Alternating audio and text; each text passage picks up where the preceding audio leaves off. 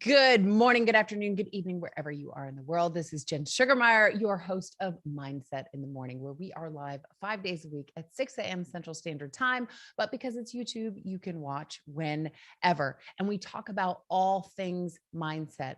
And mindset sometimes sounds like this high pie in the sky thing, but it is actually everything. Mindset is always coming into play. And so we talk about things that happen in your everyday life or my everyday life and how we can normalize the things that are happening and understand the tools that we can engage in order to make us our most powerful version of ourselves. That is what mindset is all about. There's a holy trinity of health. It is mind, body, soul. And we know we need to exercise. We know we need to take care of the soul, the spirit by meditating, going to our religious affiliation, whatever that may be. But what are we doing for the mind? And there's this idea that if we talk about the mind, this isn't for everybody, but this is what some of people that I've observed is that when we talk about the mind, there's this stigma that goes with it, because if you talk about the mind, that's admitting you are crazy. Well, what if we did that for physical health? If we admitted that going to the gym meant we were fat, and yet we talk about the gym openly, it is literally the exact same. You need to exercise your mind every single day, just like you need to exercise your body. So as a society, we need to start getting with it and talking about the things that matter. I asked Alexa last night, I said, "Hey, Alexa," I should be quiet. I said, "Hey, what is the importance of mindset?" And she said, "It is the most important thing in your success." I was like, spot on, Alexa. And yet, so many of us aren't paying attention. We aren't paying attention to our mind when things are happening. We aren't having that level of awareness. So we normalize it here on the show. We talk about it so that when you walk out for the day, that you start to become aware, that you have a visual of the person that you want to become, and you can step into that person. Boom, boom, boom. That's what mindset is all about. So if you would hit that like button, hit that subscribe button, because that's how we grow this channel and we want other people to be impacted as well. So hit that like button, hit that subscribe button. Would very much appreciate that. And let's get rolling. So I had a convention that I worked this past weekend, and I just went through and I did some lessons learned at the end. And that's what we've been talking about this week. So today is Wednesday already, which is crazy. Is it just me, or I know the older we get, like the faster time flies? 2020 was kind of this weird year. And then 2021 has just gone. Like, every time I blink, it's like 3 days pass. It's not even like a day, but anyway, learning to be present. That's what we're going to talk about today. And when you are able to learn to be present, you are going to find, we're going to talk about how to get there, but what you will find is that you are able to reduce your stress. I talk about suffering all the time, and usually I put suffering over here. So you'll be able to reduce your stress and get over into a beautiful state of being. So what is suffering? It is fear, it's stress, it's frustration, it's anger, it's resentment, it's anxiety, it's anything that doesn't make you feel good. And that's what we need to start being aware of in our own life. We need to have that awareness that when these states of being start to happen, we go, hold on, hold on. Is this where I want to be? And we can shift, we can start to use the mind, we can change the situation based off of how we're feeling. But if we don't acknowledge how we're feeling and we feel crappy, then we just keep going along with it. This has been me for so many years, and I still deal with it sometimes. And I have to, and sometimes it goes on for, longer than a minute. And I say, hold on, Jen, no way. This is not where you want to be. Because we know that when you are in a state of suffering, that you are not in your most powerful state. You are not making the most clear and impactful decisions. So we don't want to be in a state of suffering that just takes over us. Okay. Now there are varying degrees of, yes, maybe we can use anger to help propel us towards XYZ. There are some other peripheral things that we can do with some of these states of suffering. But in general, we do not want to be here if they are consuming us and bringing us down, if we aren't using any of these states to advance us, to help us accomplish something, then we're just sitting with these feelings and they're not our most powerful state. And we find that they only are making us more depressed, and that's not where we want to be. So learning to be present is a way that we are able to combat the feelings that are happening in this area of suffering, and they help us to stay in a beautiful state. Why is that? Well, we can only control ourselves, and we can only control that in the present. You see, there is the past, there is the present, and there is the future. What's done is done. There is nothing we can do about the past.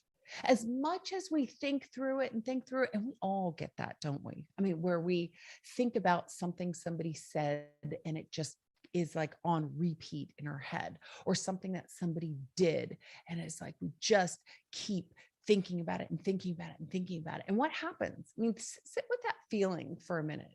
It doesn't feel good, right? Now, if what you have on repeat is somebody saying, "Man, you look beautiful today." Well, that's great. Keep that on repeat. But I'm talking about one of those things that just doesn't make you feel good, where you think, "Man, oh, why did you tell me that I did a bad job?" Or, "Oof, maybe I really did do a bad job." Or, "Oof, man, I remember when I walked into my boss's office and she said that, I could have done better," which means I let her down. And, your brain just starts to go into all these directions. And so think about when somebody said something or, did something, and that's on repeat.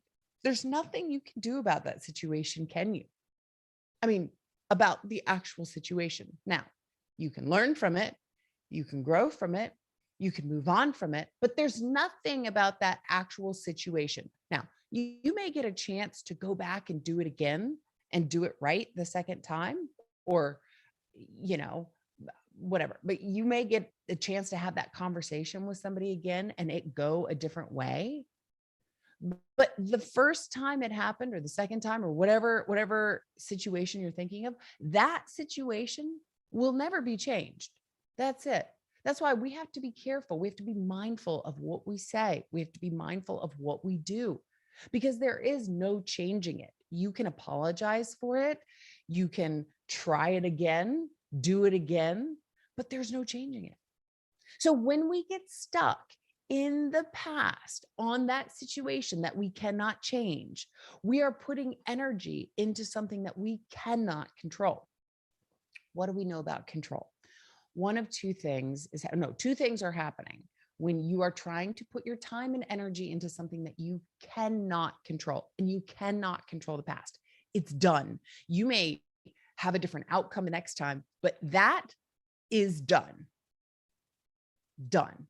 So two things happen when you try to control things that you cannot control. One, you waste your energy. There's literally nothing you can do. You are wasting your energy. And two, you go into a state of suffering. You go into a state of suffering. You go into a place where you don't feel good. So that's what happens when we put our time and attention into things that we can't control. And that's the past. So learning what we control and what we don't control is an art. It's an art. It doesn't just happen overnight. We think, oh no, I control that. Wait, hold on. But do you? You only control you and your thoughts and your actions. That's it. Your beliefs. You control those. And that's what you need to learn. And honestly, it took me 287 times I use this number all the time. I really actually have no idea how many times it took me, but I said the serenity prayer 287 times, which is grant me the serenity to accept the things I cannot change, the courage to change the things I can, and the wisdom to know the difference. I said that 287 times before I understood what it meant. So it's going to take you time. Give yourself that grace that, hey, you might not always fully understand what you control and what you don't control, but be aware, keep challenging yourself. Because if you put that attention and time into things that you can't control, then you are wasting your time and you're going into suffering. So keep at the art of understanding what you control and what you don't control. And the past is something you don't control. The future is also something you don't control. And we live in a lot of fear because of the future. Oh, well, I need to make, so let's talk about this convention, for example. We'll just use that as the mark because that's what we're talking about today. That's what inspired this talk. I could have very well gone in there and said, oh my gosh, am I going to sell anything? Am I going to make the money that I need for rent? Am I going to say the right things when I go up on stage? Am I? And what happens? We start to get anxious, right? We get nervous, we get anxious because we are living in the future in a time that hasn't even happened yet. Instead of being present and in flow and enjoying and doing the work now, see, you only have so much energy. You're like a bubble. And you can choose to slice some of that off and put it into the past, or you can slice some of it off and put it into the future. But then what are you left for in the now? You aren't able to bring it the way that you want because you're allowing energy to go into different periods of time that you have no control over. You can't control the future. I cannot, and we talked about this, the expectations yesterday. Expectations are not good. Why? Because we don't have control over them. Again, going back to that whole thing about control. Look, I can do the best that I can, but I cannot control if you buy from me. I can't. I can do the best that I can to convince you of something, but I can't make you act. So I can't, it's not fair to me to have these expectations of things that I can't control. What if instead I said, I'm just going to do the best that I can, no more, no less. I'm going to do the very best that I can. So if I'm not in the past and I'm not in the future, what does that look like? So at this convention, everybody that walks by, I look at them and I say, how can I help this person? And some people, they're not interested in talking. And you'll learn that as they're walking by, they don't want to make eye contact. They all of a sudden they pick up their phone and they're like, oh, okay, yeah, I'm just going to walk by. Yeah. Okay. Yeah. Oh, okay. And they're not talking to anybody on the phone. And you know that, but you can still smile at them. You can wave, tell them their outfit looks nice. If you think it looks nice, give somebody a compliment. Just try to make their day feel good. You don't have to say, come here, let me smother you. Just be kind. Be there with that person and assess their needs. When somebody is talking to you, listen to the words that they're saying. Be in the conversation. Don't be just trying to come up with the response.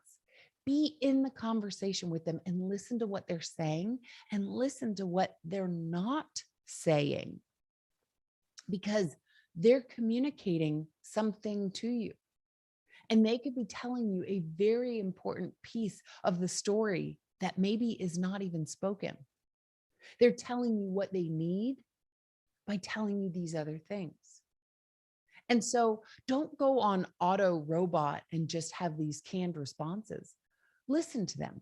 And I've had to learn that as I interview people, that sometimes we get so anxious about what's the next question? What's the next question? And so we start to get into our head about what is that next question that we should be asking? What's going to sound really good? But you know what doesn't sound really good? An interview that doesn't flow. That's what doesn't sound good. If you are able to get to the end of what that person says, and then you just naturally ask the next thing, that's what sounds good. Instead of they're talking, I'm tuning out because I'm thinking of the next question that's going to sound good, but maybe I've missed something really important that they've said. That's not what a good interview sounds like. So we need to learn to be present because that helps us in our communication. It helps us to understand the wants, the needs of people. And we don't necessarily get that when we're not listening. How do I know what you need if I've tuned out and I'm thinking about what I should say? If we learn to get in flow with ourselves, it's just going to come. It's going to come. And it's okay to have a pause.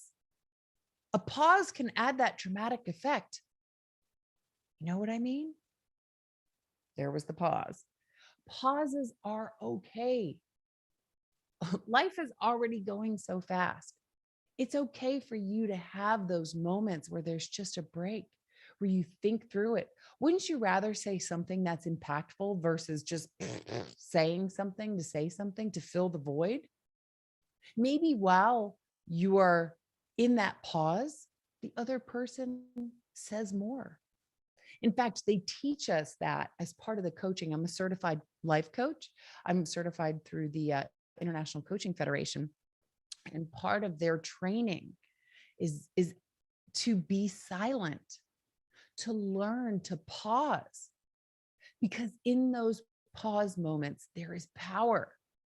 We just want to say the next thing and keep the conversation going, and it feels awkward. But just learn to sit with that. It's okay. Don't start thinking about the past. Don't start getting anxious for the future. Be still. Be here with whatever you are doing. Look for the things that you can learn. Okay, I'm giving my speech on stage. I'm paying attention to what's resonating with people. Where do I lose people? Where do I connect with people?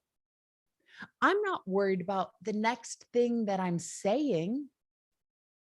I'm in the moment into what I'm saying. I want to make sure that what I'm saying makes sense. So let it flow through me. If I get too far ahead of myself, how do I know what I'm talking about now? Then you just confuse your brain. Your brain's like, I can only have so many thoughts. So if you want to start going over there and you want me to be really good right now, right here, should we maybe throw in the past too and just get really confused, see how much we can shake this party up? Be present with what you are doing. Look for the lessons. Listen to the people. Listen to yourself. And you will find that the stress that you have starts to go away. Dr. Seuss says, you never know when a moment is going to become a memory. How many moments are we missing because we're over here or we're over here? How many times are we missing out on life because we're so bottled up with stress and anxiety and frustration that we don't see the little things that are happening here? It could be your child walking. It could be when your loved one comes home. It could be when your kid brings home something to put on the refrigerator. Be present with those moments because they only happen once. Every moment only happens one time. So all of these other things that are happening, focus on that thing because that could become a memory. And isn't that what we want? We want happy memories, happy thoughts. We don't want to look back at the past and be stuck in the past, but we do want moments and memories, don't we? I remember when I was on this trip and it was so great. I remember when my kid took her first step. I remember when my husband came home. That's where you want to be. So learn to be present so you can have those memories, and you will find that that stress starts to lift off, that that anxiety starts to go away. So be mindful when you start to feel any of those states of suffering, because that is your clue that you've got to change something. And if you find that you're in the past or the future, focus and narrow in on being right here and right now. So, with that, we're going to end it for the day. I'm feeling good. I'm actually going to go head to the gym now. So, if you could hit that like button, hit that subscribe button. And if you have a topic that you want to talk about, jen.sugarmeyer@gmail.com. You can email me there. I would love to hear from you what is on your mind, something you're going through, or a topic you want to talk about. Jen.sugarmeyer, that's sugar with an E, at gmail.com. Also, if you are interested in coaching one-on-one, go to my website, which is jensugarmeyer.com. All right. I will see you back here, same time, same place tomorrow. Don't forget to hit that like, hit that subscribe. I'll see you here tomorrow.